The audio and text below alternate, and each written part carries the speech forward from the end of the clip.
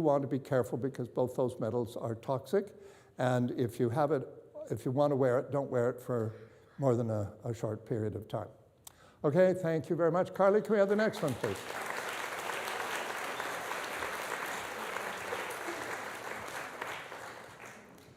Okay. Now, Nicole. Okay. Okay, I'm going to take this away from you right away. Oops, there we go. Nicole is wearing an outfit here that we actually had in the exhibition that Klaus Janke and Melanie Talkington and myself did for the Museum of Vancouver 2 years ago, I guess now. And this was for the Egyptian period. And I'm going to take the cape from you too because the dress is the best bet here, the best bit. Thank you very much.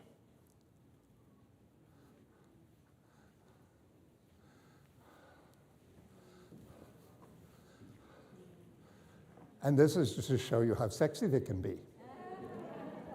Because initially, they're just so loose that they're really not provocative.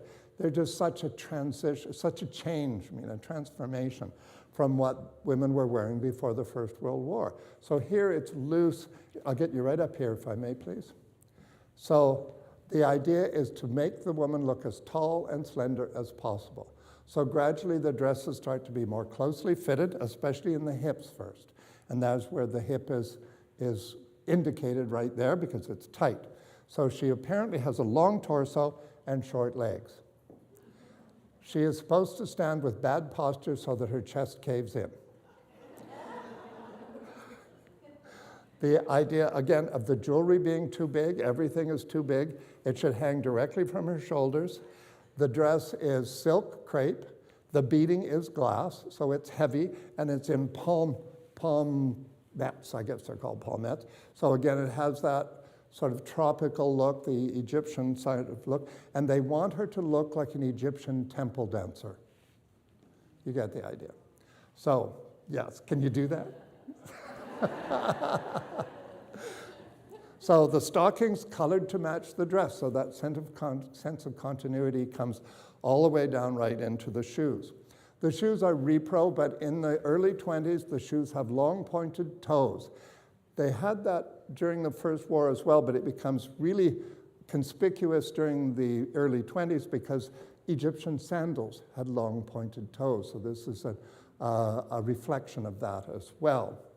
The color had been a popular color called mummy brown. And it had been used as a pigment for paint right back to, well, probably the Renaissance, if not even earlier than that. Egypt had something like 60 million mummies at one time. And there were so many that they were everywhere, and somebody figured out a way to turn them into cash. So they ground them up, they used them as medicines, they used them as chemicals, but they also used them as a pigment. And when King Tut's tomb was opened, mummy brown was what this would have been marketed as. And it worked, you can understand that. And the cape, which I did not get in the same place, when I got the cape, I thought, I'm never going to be able to use that because it's such a weird, rusty, reddy brown color. And then about 2 years later, I got this from Olinda, who used to own Olinda's fashion boutique up on Dunbar. Can't remember her last name at the moment. But she had this as a small collection. And then I got the dress. And suddenly, it's an outfit, and it makes sense. Okay. Thank you very much, madam. Okay. Just put that over there. Yeah, there you go. And can we have the next outfit, please? Now, by the time we get into the last half of the 20s, it's much more the cliche of the 1920s. Looks great. I haven't even seen it all put together myself, but it looks terrific. So, the dress is dynamite. I just really like this dress. Anyway, so this is arabesque. So this is Moorish, North African, perhaps Turkish, whatever the influence is here, I don't know. It's not my field. So if somebody's offended because I said it looks Moorish and it's not, don't say anything. I don't want to hear it. No, you come and tell me discreetly afterwards, you know, and then I won't make the same mistake. I mean, mistakes are good for you. It keeps you a little bit humble, a little bit. Anyway, so the dress, I don't remember where I got it, but this is probably about 1925 or 1926. So throughout the 20s, what's happening is each year the skirts get shorter. The dress is so understated. If you've got a magnificent figure, I mean, Nicole has a beautiful figure, but if you have a figure, you want to show it off. So the earliest dresses are not going to cooperate for you. So each year through the 20s, the skirts get shorter and gradually become more and more fitted to the body so that you have a little bit more display than you would have had in 1923 or 24. The waistline is still dropped to the hips. You have a long body and short legs, supposedly. All the embroidery is done by machine, and you have this repeated vines and flowers, geometrics, and so on and so forth. And they work beautifully. In so many countries, they didn't want to depict human beings. So florals or geometrics are the best option. And here it works really, really well. A touch of gold to give richness and the sense of wealth to the garment. Still hangs directly from the shoulders. The handbag as well has a celluloid frame trying to look like ivory, which we'll talk about in a while. And it has palmettes and things here, again, with this sort of North African kind of touch to it. And of course, you must wear a dead animal. Dead animals are always very chic, apparently, and they make you look sophisticated. The blood, not so much, but the dead critter is apparently really important.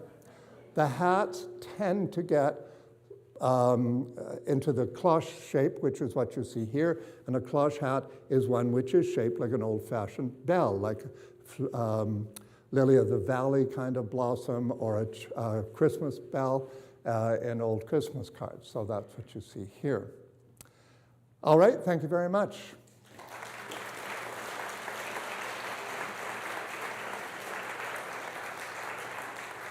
Okay.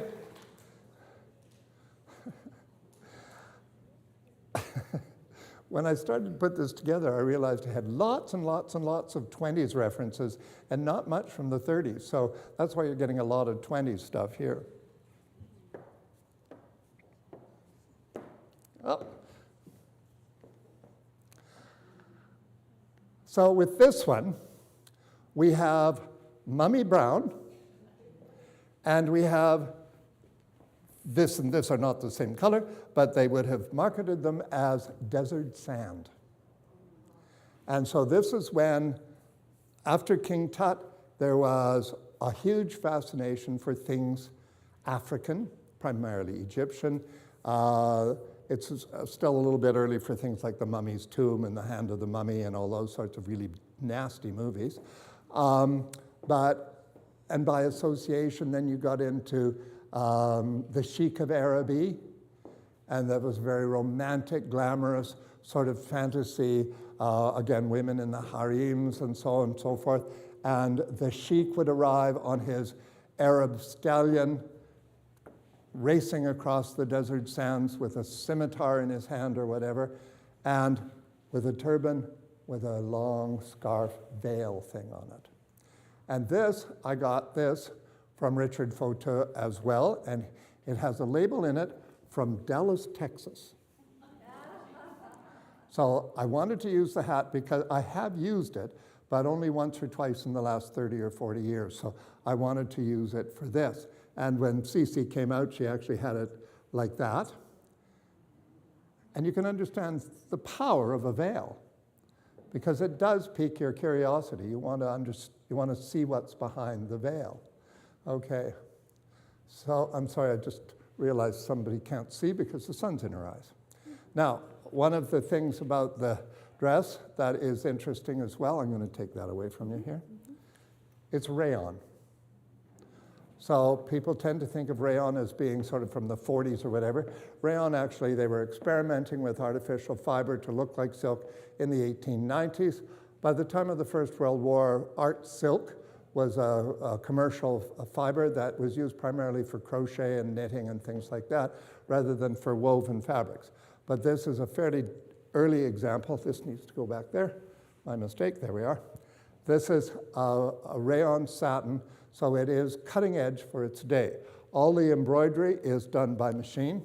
And again, it's florals, geometrics. It's part of this fascination with that kind of work. The dropped waistline, the skirt is short, a little bit full to add comfort and function to the dress. The ubiquitous dead animal, of course, and an alligator or crocodile handbag.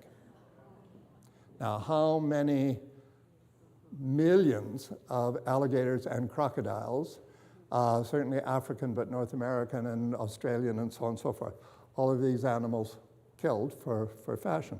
And it's beautiful. This belonged to a woman named Margaret Ray, who was an Irish woman originally and then came to Canada in the 1920s and brought this with her. I met her in Penticton in about 1963 when I was in grade 11. She didn't like me. I was trying to get that out of her. I had to wait till she died. I'm aggressive, I'm not cutthroat. There's a difference. I'm almost always a gentleman, almost always. All right, Cece, thank you very much.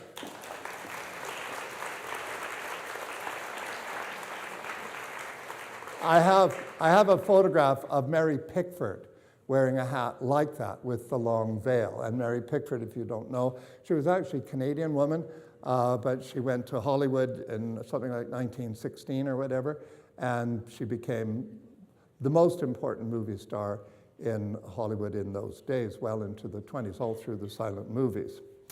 If anybody is interested, I also curated a small exhibition of floral prints. Sounds a bit tedious, but it's not.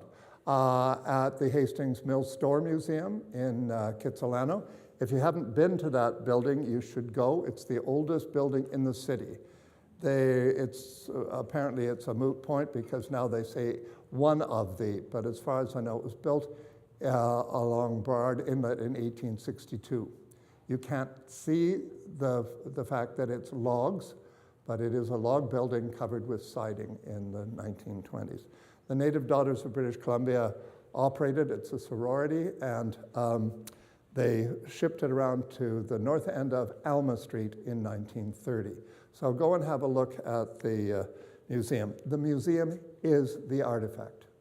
It's one of those old collection of mismatched bits and pieces that is wonderful. It is truly my favorite museum of all the places I've been. We're waiting for somebody to change. Any questions so far? I can't do anything about the heat. Yes? So the machine stitching, was there another level of hand embroidery gowns and dresses at that era? You get what you pay for, essentially. So the question is the relationship between hand embroidery and machine embroidery, sort of. Technology is quite remarkable. The first machine created to knit fabric was invented in 1589, but it wasn't commercially viable for about 100 years. So it was about the end of the 17th century, they start to produce knitted fabric that can be sold and reused. Embroidery machines start as a way to create lace as much as anything else in about 1820. They actually predate sewing machines because they did a chain stitch. There is one at the Hastings Mills Store Museum from about 1830, and they don't have two threads. They have a needle thread that goes in and out, and you keep moving the fabric to create a chain stitch. The chain stitch machine has, the lock stitch machine has 2 threads. It has a needle thread and a bobbin thread, and then it won't pull out. So they used it primarily for decorative embroidery and for making lace. We have some of those on display at this thing at Highcroft. If there are enough people interested, I can arrange to do a tour of the display at Highcroft, can't I, Kathy? Okay. And under the guise of you being potential members of the University Women's I shouldn't reveal all my secrets. Well, those aren't all my secrets. I have other ones as well. But I'm very pleased with the exhibition. The oldest piece is from 1560. So it's only 17 frames, but it's quite remarkable stuff that we've collected for SMOC. But the University Women's Club operates Highcroft, which is a fabulous building, and they are constantly in need of generating income to support it. So I'm serious when I suggest that if anybody wants to become a member at Highcroft, you should think about it. Kathy, can you raise your hand, please? That's Kathy Lightfoot, and she's a member at Highcroft. She could talk to you about info if you needed to talk to her. But that's one of our exhibitions, and the other one at the Hastings Mill has dresses decorated with flowers, either with beading or prints or whatever, from the early 20s to the 1980s. And Virginia is now here in the 1930s. And as I said, I had lots of things from the 20s and not much from the 30s. Did the other part of the buckle come off? No, there it is. Okay, there we are. Okay, well, let's do the dress first. Oh. My friend Klaus Janke gave me this as a Christmas present 2 or 3 years ago. How many men can say they get dresses for Christmas presents? I mean, really, come on.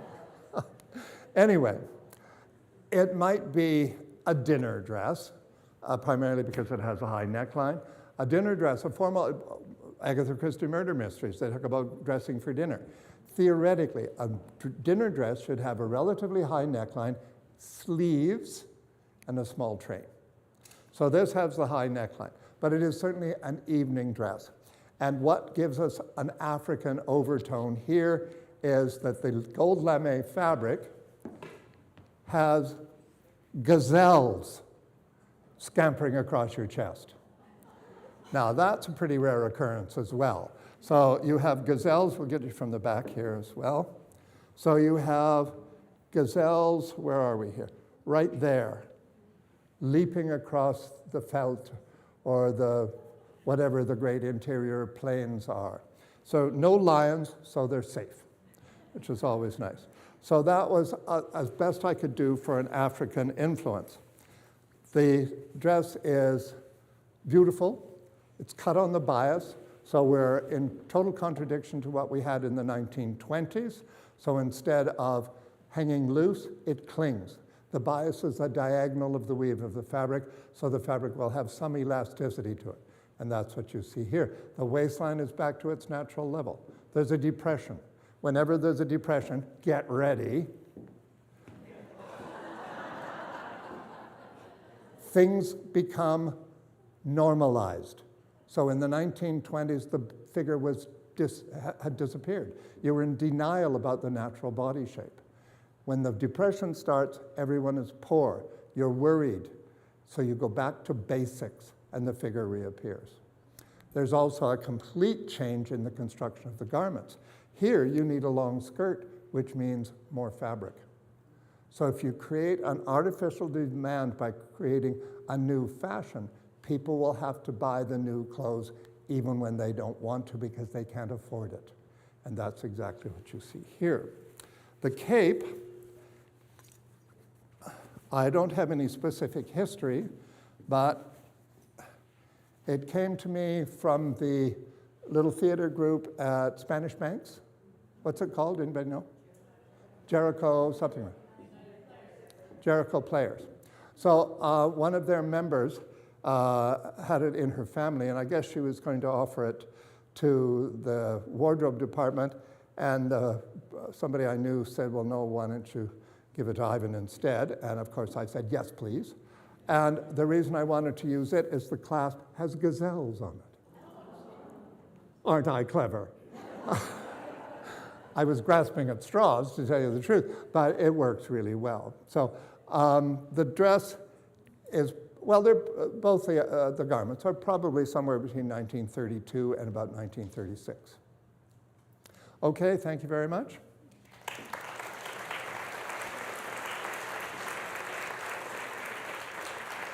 And our last outfit for the first part, an afternoon dress from the early part of the 1930s. Okay, I'm going to squish that hat on you differently, of course, so you knew I would. Okay, so it's silk. It's an afternoon dress. In the 20s, an afternoon dress would have had a skirt by the end of the 20s that came just below the knee. But as this change happens with dress construction and whatnot, they drop the length of the skirt, the hem, so that they can force the public to buy. So here it is. Now Carly's not tall, but so it's maybe a bit too long on her than it would be on a different woman. But truly in 1932, 33, they came right down to the ankle. And this could be that early because the sleeve is fitted tight into the top of the arm here. And this is actually probably earlier than the dress we just showed you. But I put them in this order so people would be able to change. Our African thing here is ivory buttons. How many millions of elephants were killed for their tusks? They just leave the carcass to rot. So they made billiard balls out of ivory. They made piano key covers. They made everything under the sun out of ivory without any compunction, no concern for the animal or for nature or anything else. Now, we know better, but it's a bit late in the game. So especially nowadays when we have plastics, which are remarkable, mind you, they're probably ruining the world as well. Anyway, the woman who I got this from got the outfit from her aunt, and the aunt took a strand of beads, like those ones, carved, and took them apart and turned them into ornamental buttons, 6 on each wrist, oh, more than 6, 8 on each wrist, and about 20 down the center front. And it's very effective and it works really well. But it's still a dead animal. So, and it works. So this is what you'd wear to go to an afternoon reception. You might wear it to go to the horse races if you had a horse that you were entering to win a derby or some such thing. Okay, I'm going to let you start your walk. So there's a bangle bracelet and earrings to match. So that is the first part of our program. Now, Catherine was rather tactful about asking you to go and buy things. There's a whole bunch of stuff over there. If there's stuff you don't like, buy it for someone you don't like. Then they owe you. Nothing could annoy them more. My mother, who was a very staunch Christian woman, one of her favorite sayings was, "Love thine enemies and thereby heap coals of fire upon their head." So it sort of misses the point of being generous. But buy something you don't need. Buy something just because the cause is why you are shopping, not your own greed or whatever. It's only money. Klaus did some digging yesterday, and the average income in Burundi is less than $200 US a year. The average age is 17. So we take our lives for granted. We get upset when the electricity doesn't work. We get upset when there's something wrong with our plumbing. We have plumbing.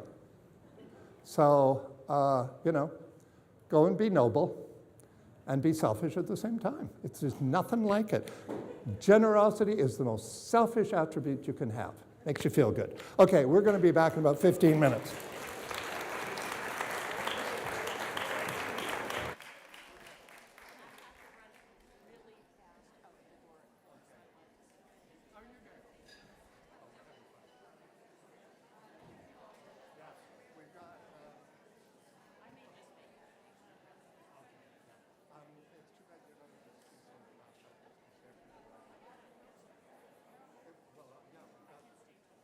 Oh, okay.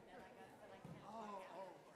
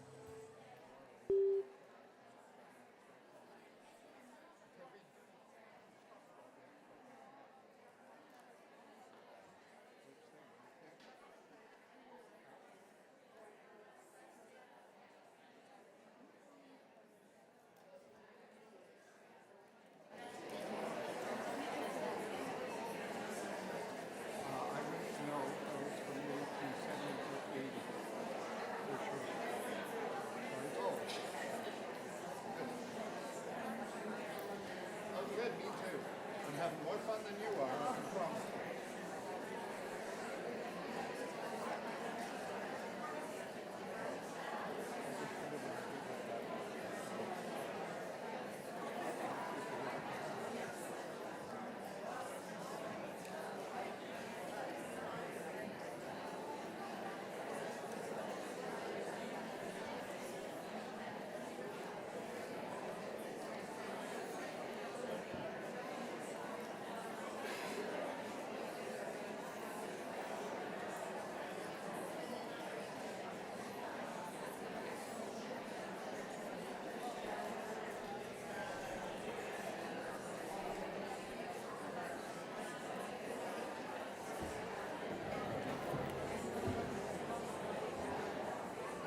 Okay. Hello. Are we settled? Okay, thank you. I've lost another piece of paper. Generally speaking, I don't like to use notes because it implies I don't know what I'm talking about. So anyway, somewhere along the line here, I've lost one of my tags, but it'll show up eventually. Anyway, and I know most of the information on it. So, all right, so we've done up to the 1930s, and we've been around a bit. Could we have our first outfit, please? Ah.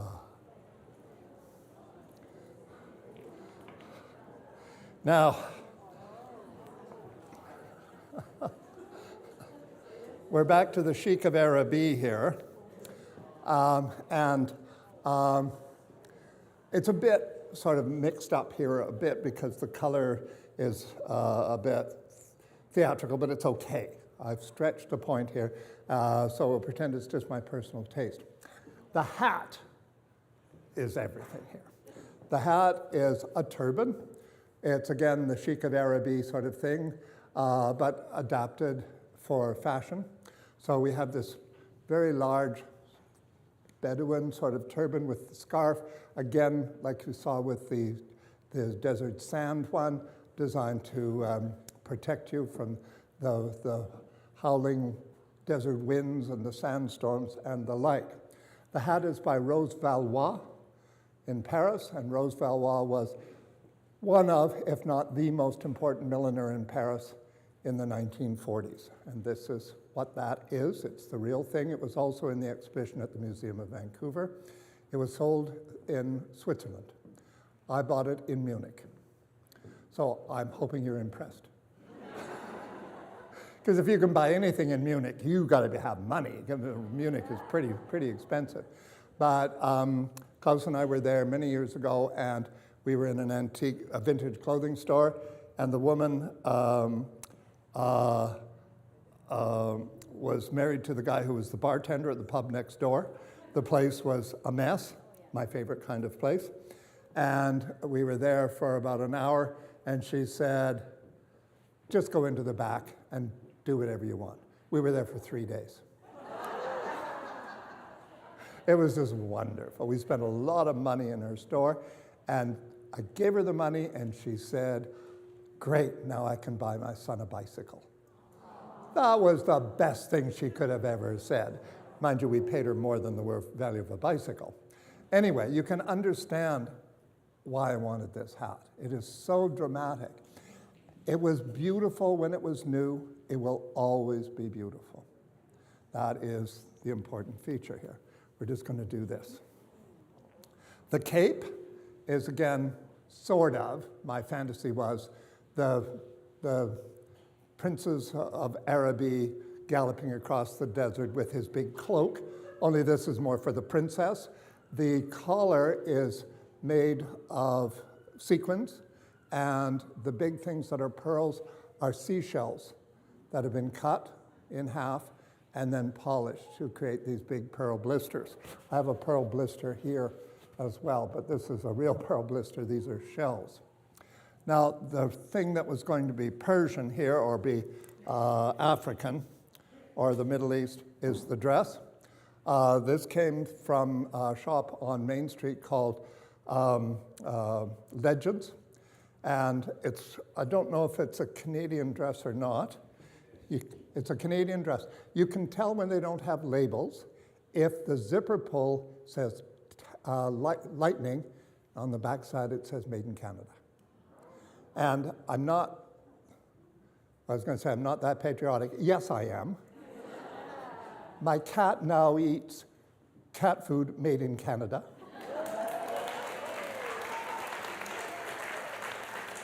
I haven't bought broccoli in 3 months. That's why I look like this. So, and there's a great peanut butter made in Ontario. If you shop around, you know, it's easy. Anyway, the dress is dynamite. I really, really like this dress. It's another one of these dresses that shows you you can be completely covered up and really, really glamorous. And that's what this does. So, well, mind you, Virginia helps.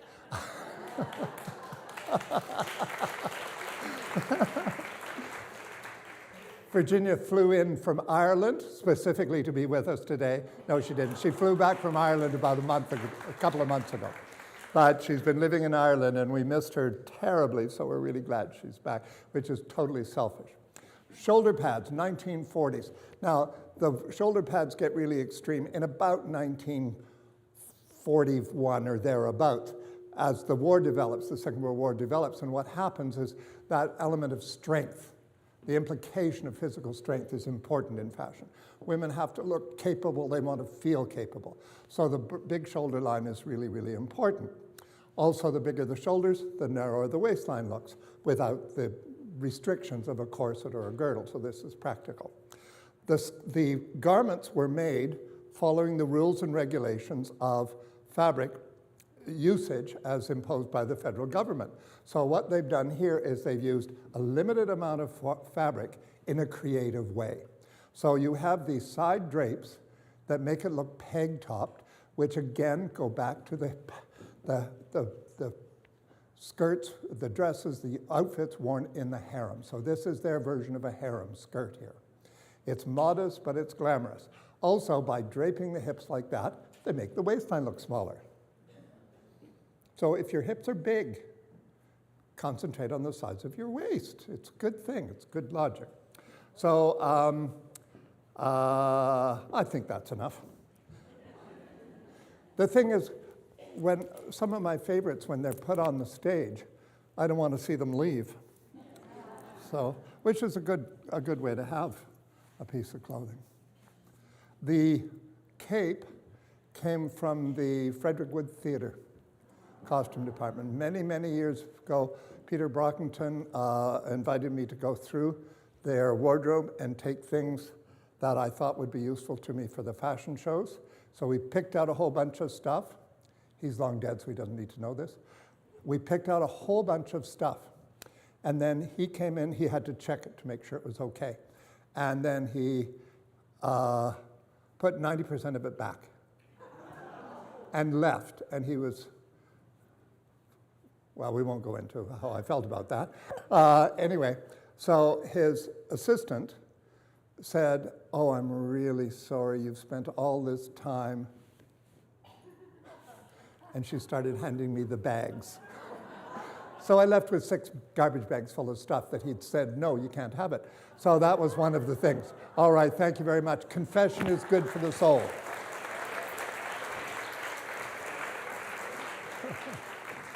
Can't you just see the chic coming after this woman? Okay, can we have the next one, please? Now, Nicole is wearing a dress which I think this one is American, and I think this is about this could be as early as 1943 or whatever, but as late also as about 1946 or thereabouts, because the style didn't change a lot when the war ended. Whenever a war or some other catastrophe comes to an end, what happens is there's a numbness.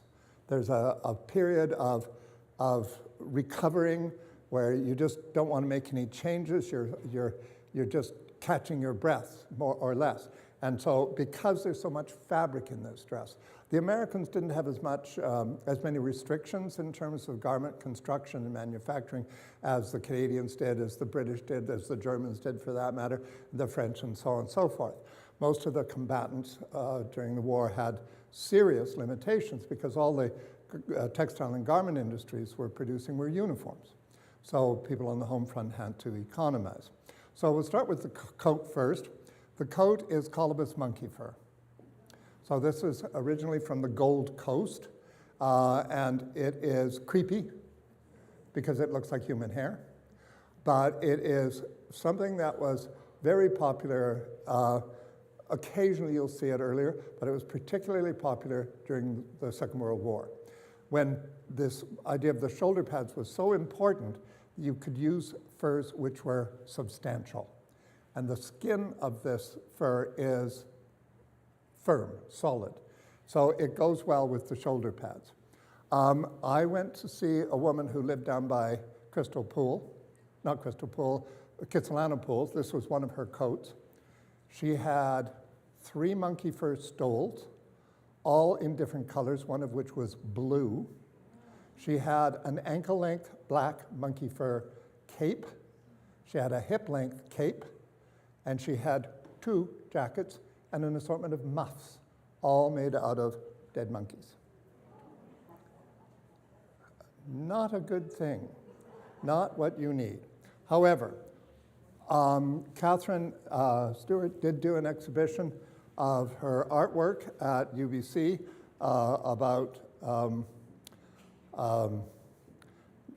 the exploitation of animals for fashion, and we did a fashion show for them. The title, which Catherine thought up, was Beastly Habits, and it was good. Now, the dress, I can't remember where I got it. I think in one of the vintage clothing stores here in town. It is, whoops, we've lost our shoulder pad there, thanks to the fur. So it is, as I say, somewhere in the mid part of the 1940s. The print is a sub-Saharan woman's portrait. If you look as Nicole comes by, there's her head and her magenta turban with greenery and so on, just like that. I am extremely clever, and it's a good illustration in why you never get rid of anything because you're going to use it one day. Remember, and say this with me, I am a collector, not a hoarder.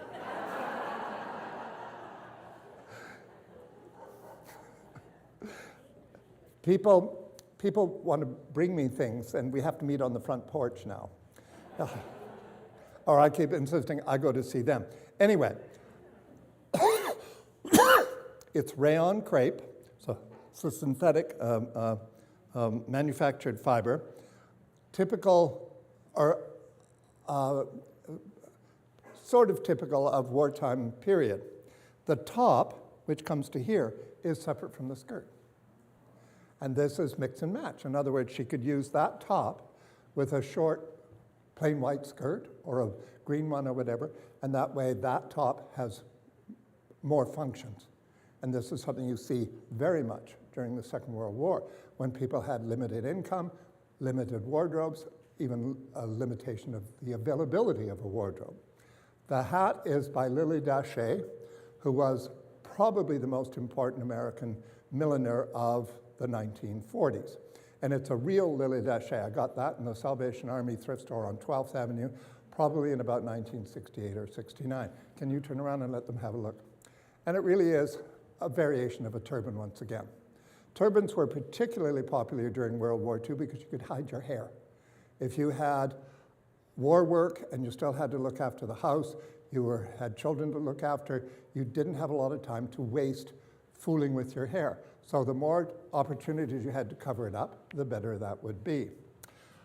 Oftentimes, gloves are worn with these things, and the gloves are often colored to coordinate with the dress, because otherwise the outfit might be seen as too mundane, and so you add little accents like colored gloves, which you would have done beforehand, but not as much during the Second World War.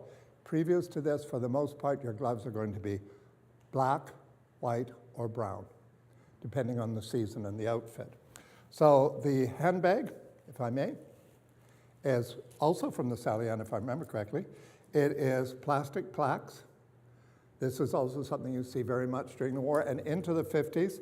These came in a variety of different colors, and they are large. And a large handbag is a tool. You can keep a lot of things in it.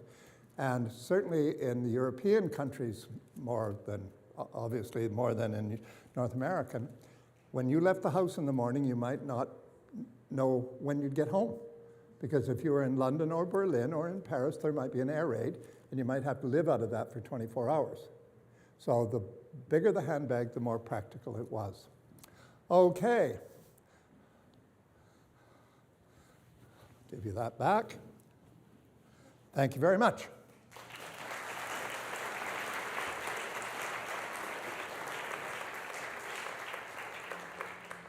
I've never seen that dress look as good as it looks on her. It just is dynamite. Okay, can we have the next one, please?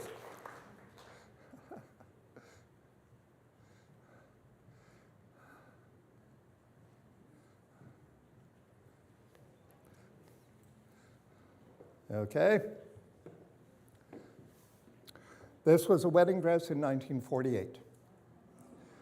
The fabric was bought in the Middle East by an English woman on a holiday. Her family was actually with the diplomatic corps, the English diplomatic corps in India. So when she took the fabric back to England, she had the dress made up there for her wedding in India. And on her honeymoon, they went to Agra, and their honeymoon suite looked out on the Taj Mahal. Oh, can you do better than that? Anyway, it's a kind of damask. It's a silver lame damask. Damask fabrics they achieve the pattern by varying the weave. And it is called damask because it was supposedly originally invented in Damascus. Gauze, the fabric gauze, comes from Gaza. And these were cities or localities that specialized in a particular kind of fabric. It doesn't mean that they weren't making something similar. And I want to say that because if anybody is aware of the history of Chinese silk, the Chinese invented it all. Anything to do with silk, they did it first, regardless of who else invented it in somewhere else in the world. The dress is classic late 40s. This is inspired by Christian Dior, who comes out with this concept in 1947, the concept being primarily the emphasis on the skirt. During the war years, it was the emphasis on the shoulders to create this impression of physical strength and ability. The war was over. Suddenly, all those factories that had been producing fabric and uniforms and tarpaulins and everything, they changed their focus to peacetime production, and fashion becomes a really, really important part of that new focus. So lots and lots of fabric is available, and they use it. So this is about enhancing traditional concepts of femininity, which means focusing on the skirt. And look at the fabric. And see, now, it is lame. So we did not press it. I don't press anything. I don't do any of it. The women do it all backstage. I do it sometimes, just so that I understand how much work goes into it. But what happens with lame fabrics, because it is true metal thread, it folds and you can't get the fold out. So for those of you who are picky, and you know it's the woman beside you, it's not you. If you are unhappy about the folds, they're there forever. It's part of its character now. However, it's a spectacular dress. It is a wedding dress. I don't know what denomination or what religious affiliation or whatever, but it is, in keeping with that time, it's very modest. The arms and the shoulders covered up. And let's have a look at the shoes, because they're, oh. She looks ladylike, but she might have another side. Because these platform shoes have multicolored stones all over them, and if you want to fantasize, you can pretend they're sapphires, rubies, emeralds, diamonds, and so on and so forth. But a platform shoe in this, the platform shoes actually start in the late 30s as sportswear. but by this time they're high fashion, and platforms are always going in and out of style. They're a great advantage because they make you taller, so it changes the ratio, but you don't have to lose weight. Okay, thank you very much, Sarah. And if we could have the next one, please. Now, perhaps the greatest gift of Africa to the world of fashion is leopard prints. So we had to have something that was a leopard print. And this coat was given to me by my friend Kay Jackson, who modeled for me for many, many years. And she collected leopard. And every so often there's someone who you associate with as being the leopard lady. And you see her at the thrift stores or at the mall, and she's got leopard shoes on and leopard hat and leopard everything, and it's almost become a way of life for her. And it's kitschy, and it's supposed to be. That's the fun. Leopard, historically, was seen as a powerful image. In some French 18th century silks, you see paintings of Marie Antoinette and Madame de Pompadour and all these other very famous beauties of the day. In some of the fabrics, they actually have flowers and ribbons and lace and strips of leopard fur brocaded right into the fabric. And it's because it was exotic, it was seen as powerful. A leopard is a powerful predator. You can see it as being somehow perhaps a question of overpowering an enemy, if a leopard is an enemy to you. And historically, people were terrified of leopards until guns came along, then it was a different issue. So it took on an element of kitschiness by the 1930s, 40s, 50s, even more so. So Carly's wearing a brown cocktail dress here by no one of any consequence. The coat is fake leopard fur, and by this time, fake furs are successful and they're fun and there's nothing sinister about them. The hat is leopard, but it's real. So I put that in because it's another one of these things hopefully we don't do anymore. We've learned. And is one less successful than the other? The fake is easier than the real. And to be even more sinister, the handbag is lion fur. And I got this from a South Asian family that had to leave Africa in the late 60s, early 70s, because they were not indigenous, and it was necessary for them to leave. And let me just see. I think I have several of these. I got this from a woman named Heidi Solinsky, so that's a different woman. But in most of them, I have the official export permit they had to have to take it out of Africa because it was an endangered species. And again, these are things we don't do any longer, hopefully. Anyway, okay, thank you very much.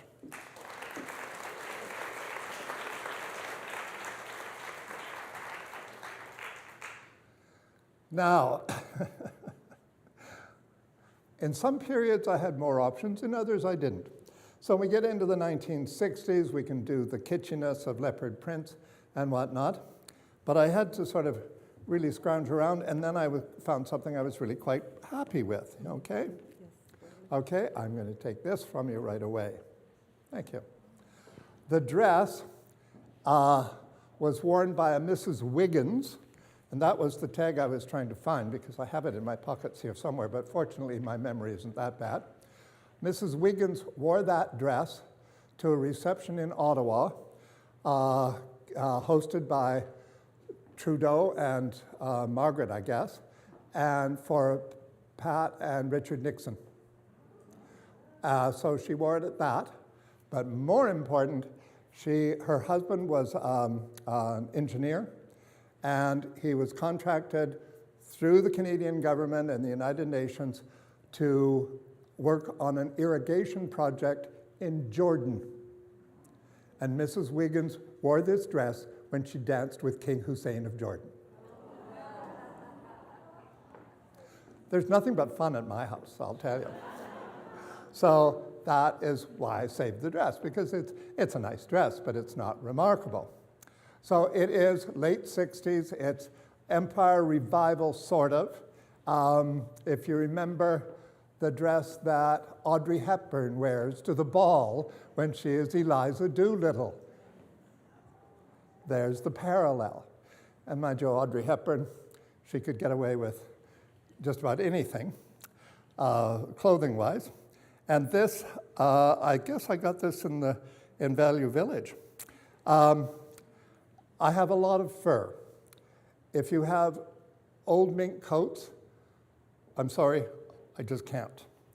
If you have monkey fur, or lion or whatever, or giraffe, I will talk to you, because we use them to talk about the exploitation of animals. But this one, it's white fox, it's lined in rayon, and it's from Abraham's, so obviously a Jewish furrier, Abraham's Furriers, Nairobi. That made it collectible as far as I was concerned. And I said to somebody, Nairobi? What are they doing wearing fur in Africa? Well, apparently it's at 6,500 feet. The elevation is 6,500 feet. It gets cold at night. Who would have thought? So that's why we kept it. And, of course, because she danced with the king, she has to have a tiara. Real diamonds, of course. Not for a Canadian wife, no. Anyway, okay, thank you very much, Cece.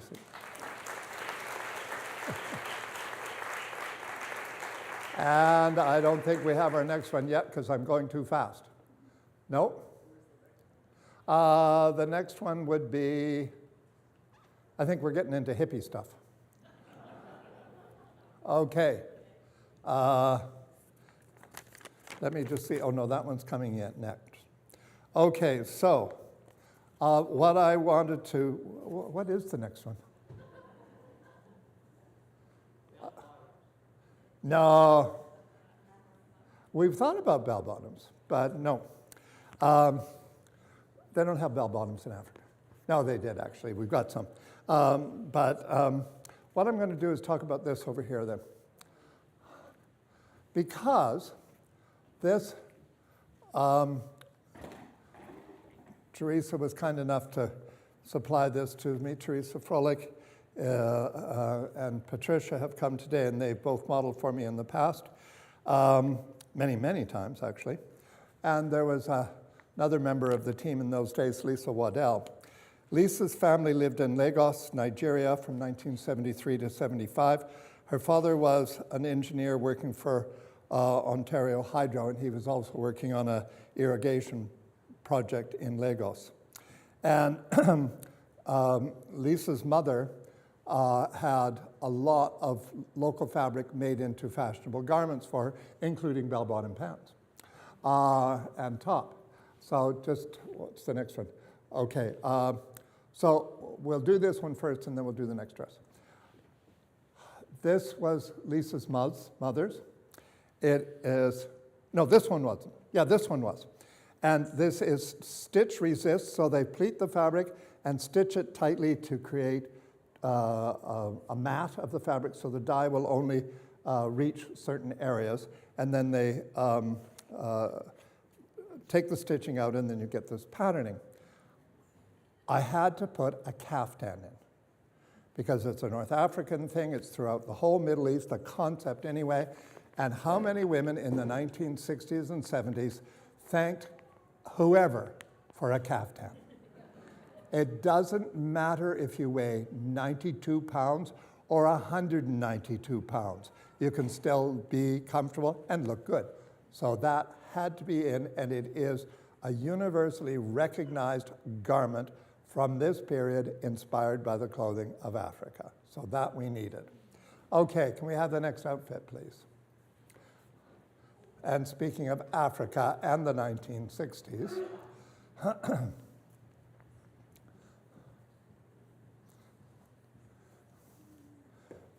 Okay? Now, I showed you a white and silver dress made of Asut shawls, just to show you that they continued to be recycled and popular and acceptable. This dress is made out of one of the black and gold ones. It's probably from about 1965 or thereabouts. The lining is polyester, the zipper down the back is plastic. So we know it's not an old dress. I got it from one of the volunteers at my sister's closet.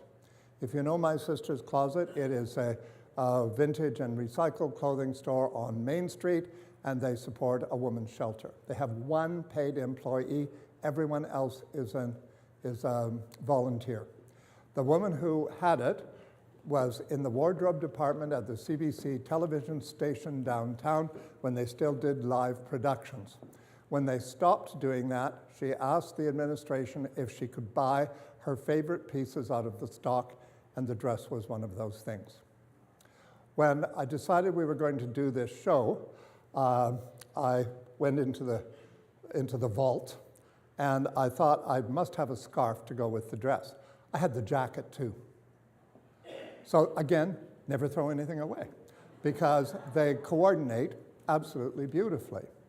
There are the oldest photograph I have of a dress that's incorporating an Asut shawl in it is one I've bought in the Salvation Army decades ago, and it's a dress from about 1908 or 9, and the bodice has been made of a recut Asut shawl. There I have a fabulous photograph of Sarah Bernhardt in 1922 wearing about 8 of these shawls in one of her fantasy outfits. It's something else. It looks like it's all in soft focus, so she's practically radiant, the divine Miss Sarah. But you can see here why the shawls were so valued, why they're so respected. Let's take this from you and show them the dress just as such. I really wanted the dress to be from the 1930s, but it isn't. And we can't get into creative curatorship. You all right? No, apparently. Beauty by impairment. Oh, it's the bracelet. Yeah. Now, I don't know the iconography well enough to describe it to you properly, but there are women across here and across here. There are plants. I don't know what the symbolism of the modern, triangular diamond-shaped pieces down there, but right here, no, not on this one, but I have them that have camels on them. So there might be, turn around, potted plants, more dancing women here. I don't see any camels, but they, sorry? At the sides? Oh, right here, yes, there you are. Congratulations. You get 10 cents off your next ticket.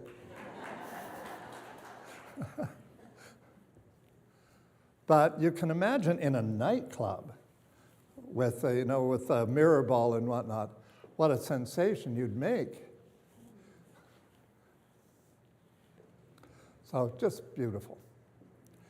If it's beautiful when it's new, it'll always be beautiful. Thank you, Sarah.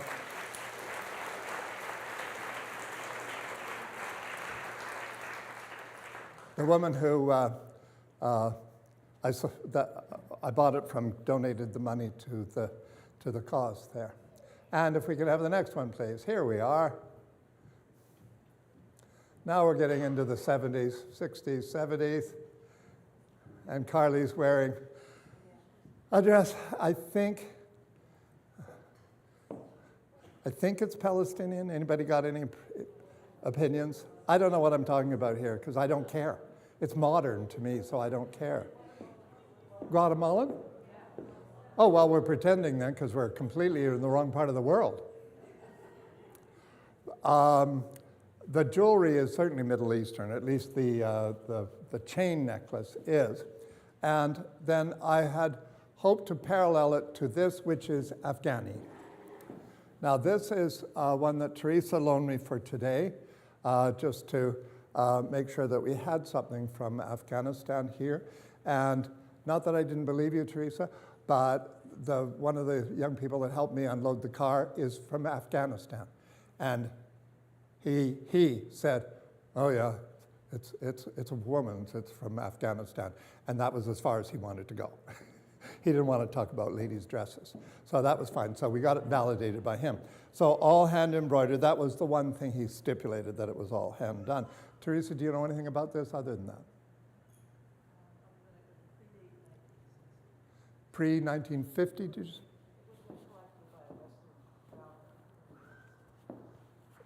Collected by a traveler, a Western traveler before 1950. Oh, in the 60s, okay. So, Guatemalan, I apologize. It's one world.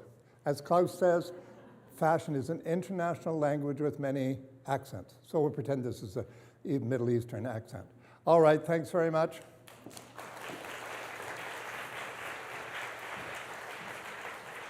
Okay, now, if the next one is ready, let's use it.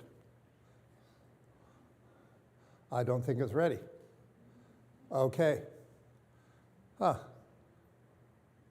That last outfit I got from a woman named Donna Warren, who had worked at a shop in Victoria called Carnaby Street. And Carnaby Street started, obviously, as selling mod gear in the 60s, and then by the 1970s, they were doing mostly Asian imports. And that's why, partly because it was out of her wardrobe, I assumed that it was from the Middle East.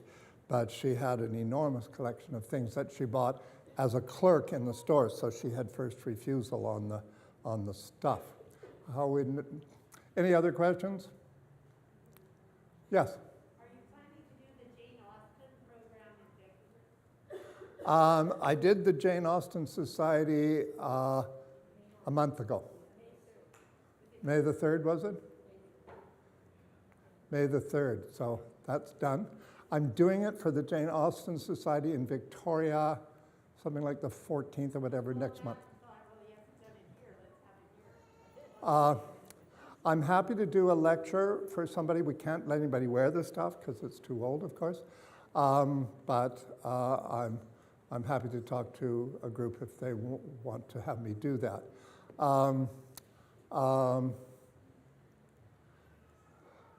Do I see anybody? Yes. Okay, yes, okay. Now there are these icons. So we have a dashiki. Now they are sort of universally available nowadays, but the skirt and the top I got in 2 separate places, but I just wanted to put it together to show that it can be elegant. The hat I bought at a garage sale in my backyard 3 weeks ago. I have no idea if they are complementary to each other. And the thing about here, we have to talk about cultural misappropriation. What, is somebody wearing one? Could you stand up and say it really loud so everybody can hear you? The hat? Yes. It's a Zulu hat from Southern Africa. Okay. The rest of the outfit may be East African. Okay, did everybody hear that? Okay, so what we are doing here is treating them as individual objects. And now I'm going to talk to you about cultural misappropriation. People talk about cultural appropriation all the time.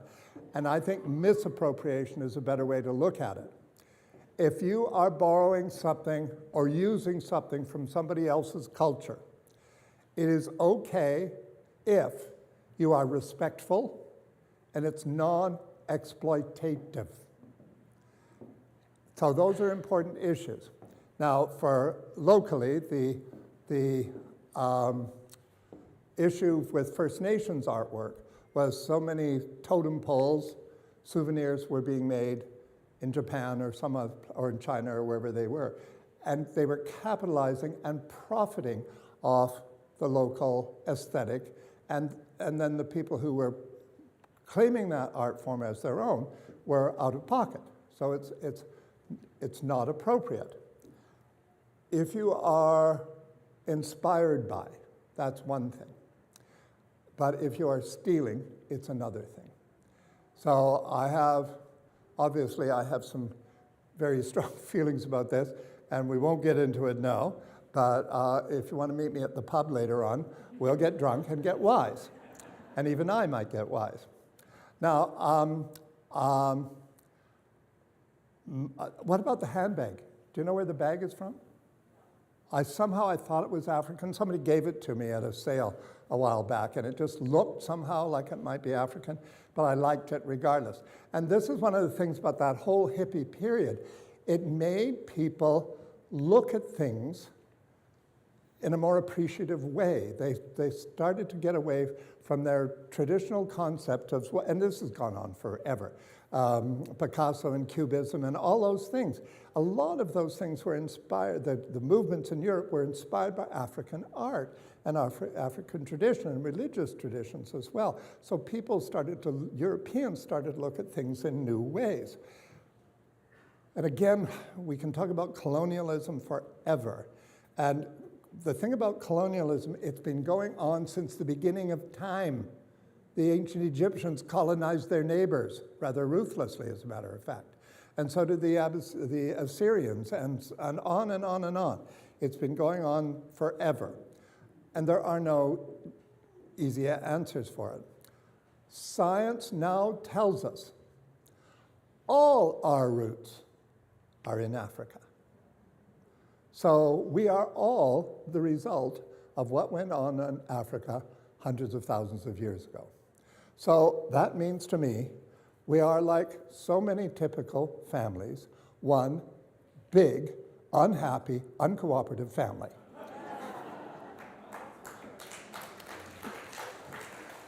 So we got a lot of work to do, but at least there's an ambition, there's a goal.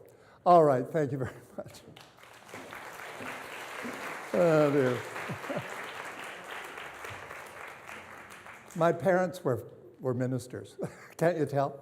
Can I have the next one, please, if there is a next one? Yes? No? Well, I went through the first one so fast I didn't have time to change properly. So I don't know where the bag is from. If anybody can tell me, I would be grateful. Somehow the tooling on the leather part looks like it's African to me.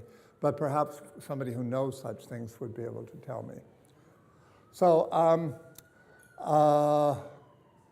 what else do you need to know? Are we coming? Okay, before that one, no, you stay there, Nicole, please. Can I ask Teresa and Patricia, can you come up, at least Teresa, can you come up and show us your outfit? At least the coat. Or you can do it when the other ECAT is up. You want to wait? Okay, yeah, do it now. Now, Teresa has a large collection of vintage and ethnic, beautiful things. Mostly coats and suits. She liked a lot of tailored things, but she's collected for 30 or more years. And she's also done a lot of research, has a huge library of books and so on and so forth. And when I knew that she and Patricia might be coming today, that they might have an opportunity to wear one of their things. So this is an ECAT or ICAT coat, and it's Uzbekistan, and either that or Turkmenistan. Can you hear her? No. Okay. When did you buy it? I bought it about 15 years ago. 15 years ago, and where did you buy it? I bought it through one of the Maiwa symposium lectures. John Gillow, South Sector, came to brought out a number of iPads. And most of you would know the Maiwa business that, as it was on Granville Island, it's now mostly online. And they specialized in importing handcrafted garments and textiles and so on and so forth with fair trade practices and all sorts of things. And they did a lot of workshops on how to craft and so on and so forth. So it was a very important contribution to the culture of Vancouver. Okay, thank you very much. Okay, Nicole, if we can have you back, please. Okay, so now, Nicole is wearing an outfit which was supplied to us by Victoria who you might have met earlier. Okay, so this I have to read because, as you found out, I make mistakes. The jacket features mud cloth, which is from Mali. The cloth is woven by men, and then the patterns are dyed with different kinds of fermented mud by women working traditionally. The kente cloth trim at the front, is that properly pronounced? Kente? The kente cloth trim at the front and back is a symbol of pride in African heritage, and the color green in kente cloth represents energy, growth, good health, and harvest. Makes sense, it's the color of leaves and grass and so on and so forth. The vest under the jacket is trimmed in mud cloth. It is all worn with the color black, which symbolizes strong spiritual energy in traditional Africa, but likely just an attractive choice to highlight the beauty of the jacket from a Western point of view. She tops it off with a small bag and 2 necklaces of Venetian African trade beads and a mud cloth chapeau.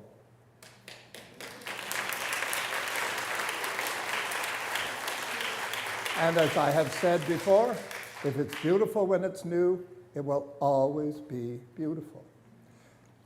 You have to have confidence when you wear something. Confidence is your best attribute. I have a modeling course. When I have someone for the first time, I say, stand up straight and smile.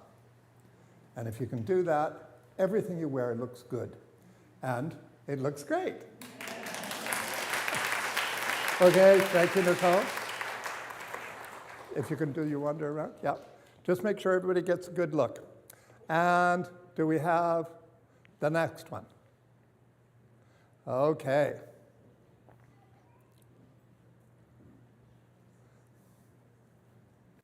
So this is our last outfit for those of you who are getting bored.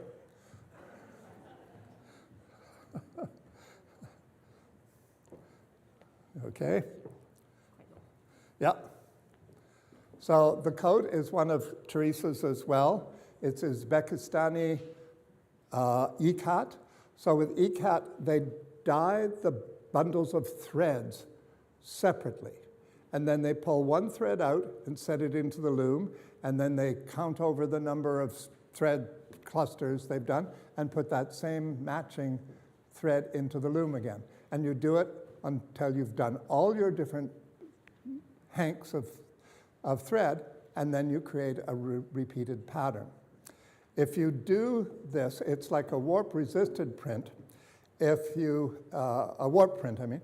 If you do this, what happens if you use a warp thread, a weft thread, that's all one color, you get these jagged edges. So you get smoky, hazy kind of outlines. So the coat is 1920s or earlier. It's silk. It's Uzbekistani, hand-done, hand-sewn, and the like. Okay? Now, I wanted to use that coat because this is the dress that was made by Mary Chang in Vancouver in the 1980s for Celeste McLeod. Celeste McLeod was Vancouver's top fashion model in the 1950s, 60s, and 70s. She and Mary got together and went through Celeste's wardrobe looking for things that Mary had made and gave them to me. Ha ha ha. So the dress is ikat fabric, satin, the most fabulous satin imaginable. It's as soft can be. It's like a puppy's ear. Just everything you would want it to be. And for the 1980s, I used Indian jewelry here with it, with ruby and emerald-colored enamels and whatnot. So turn around, if you would. Okay, we've got this twisted here a bit. There we go. So, and that's our last dress for you.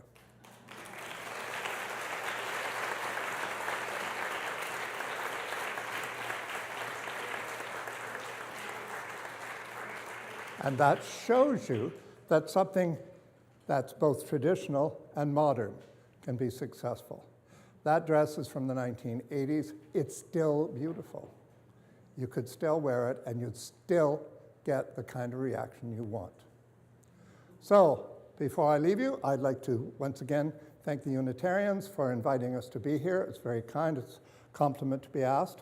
Better compliment to be asked back. And I would like to thank all the women who modeled for us today. And I'm done, but there's something else happening. There's a postscript. And I would like to thank all the people backstage who helped out, and a couple of people who helped us loading and unloading the cars and looked after us backstage and whatnot. And Catherine is going to introduce the last bit.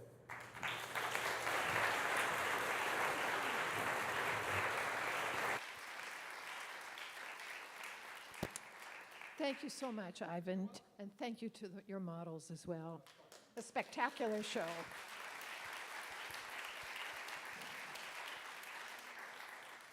Okay, now I'm delighted to introduce to you a local fashion designer, Somaya Ahmadi.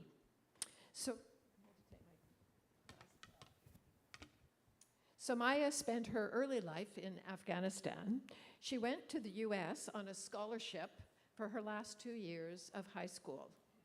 After completing her high school education, she considered how she might be able to bring her family to North America and came to the conclusion that Canada was the most favorable option. Good decision, Somaya. She bravely came to Canada as an asylum seeker, applied for residency, and started to build a life here on her own, planning to eventually have her family join her. When the Taliban regained control of Afghanistan in 2021, she knew it was time to move forward on this plan. She applied through our Vancouver Unitarian Refugee Program, and 2 years later, in 2023, she welcomed her mother and sister at YVR. Another sister arrived in 2024. They are happily reunited and able to join us today, and they're sitting here on the front row.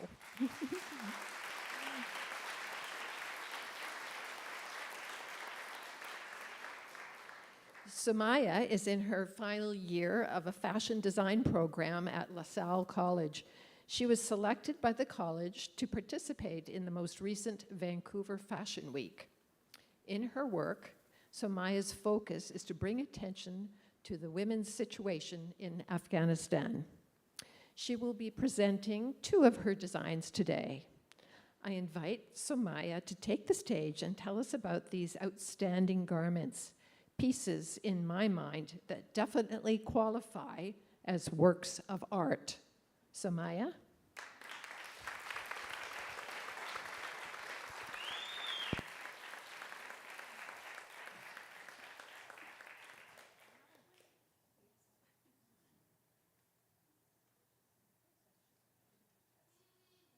Is it working? Hello? Yes. But speak right into it like this.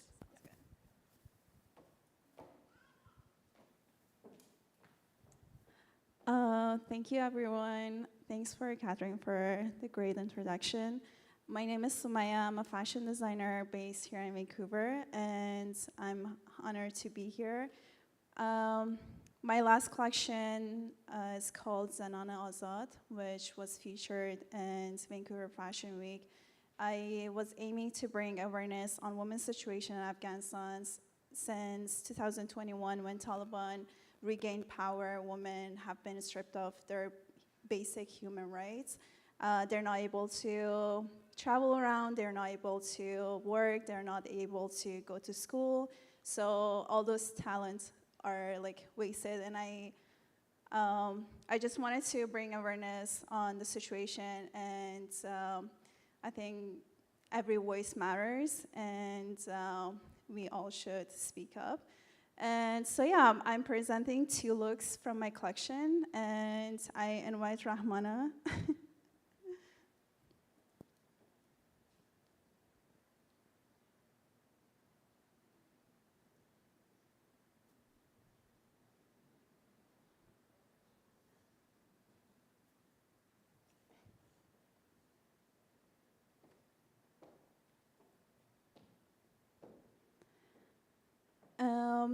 This blazer dress has a very sharp and framed shoulders. The piece is called Frame Power.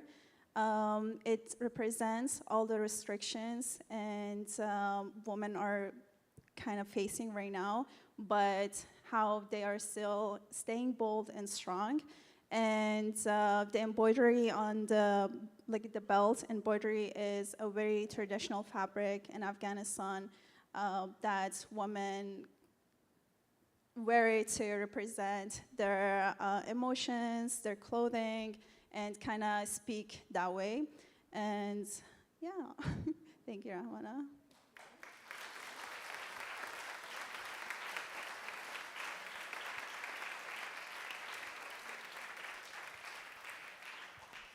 I now invite Somaya to come on stage.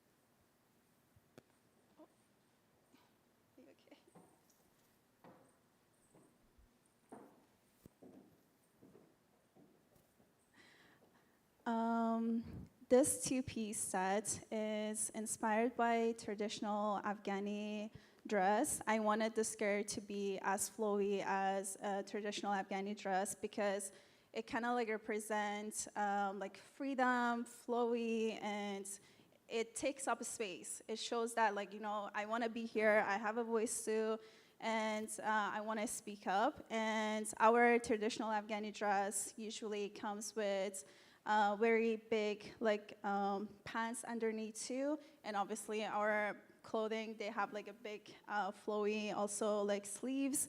And our embroidery fabric is very popular. It always has very bright colors like red, orange. Red color always represents celebration, green represents growth, and yeah. And we also have handcrafted jewelry that is very popular in Middle East. It usually represents status and wealth, and we usually have bracelets, rings, earrings, and headpieces, and very large necklaces. Thank you.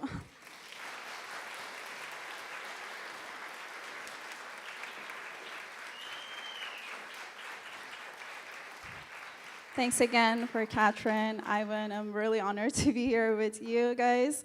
And thanks for Unitarian Church, because my family wouldn't be here without them. So yeah, thanks again.